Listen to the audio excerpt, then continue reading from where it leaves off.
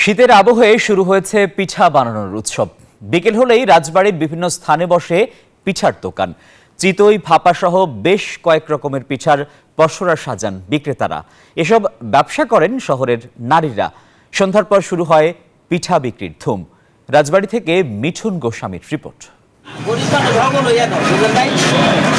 শীতকালে পিঠা খাওয়ার প্রচলন বাঙালি সমাজে অনেক প্রাচীন। শীত এলেই শুরু হয় পিঠা তৈরির ধুম। এখন শুধু গ্রামাঞ্চলেই নয়, শহরের ফুটপাতেও পাওয়া যায় শীতের পিঠার স্বাদ। পাড়া মহল্লার বিভিন্ন মোড়ে মোড়ে চলে পিঠা বানানোর উৎসব। রাজবাড়ির ফুটপাতে চলছে পিঠা তৈরির ধুম। বিকেল থেকে গভীর রাত পর্যন্ত চলে বেচাকেনা। বসুন্ধরা টিস্যুতে ছাড়ের ছড়াছড়ি। বসুন্ধরা টিস্যু নিয়ে এলো নিশ্চিত ছাড়। পাওয়া যাচ্ছে চিতই, ভাপা সহ নানা স্বাদের মুখরোচক পিঠা। বন্ধু বান্ধব ও পরিবার স্বজনদের নিয়ে দল বেঁধে পিঠা খাচ্ছেন বিভিন্ন শ্রেণী পেশার মানুষ। সবচেয়ে সুস্বাদু পিঠা হচ্ছে সরা পিঠা, যেটা হচ্ছে হাঁসের মাংস দিয়ে খাওয়া যায়। সাথে হচ্ছে 3-4 রকমের ভর্তা আছে।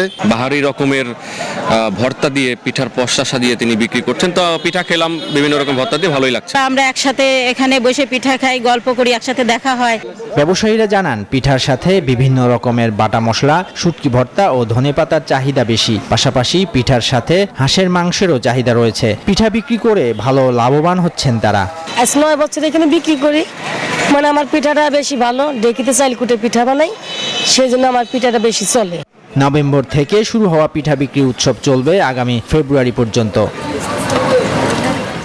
Desk report, news 24।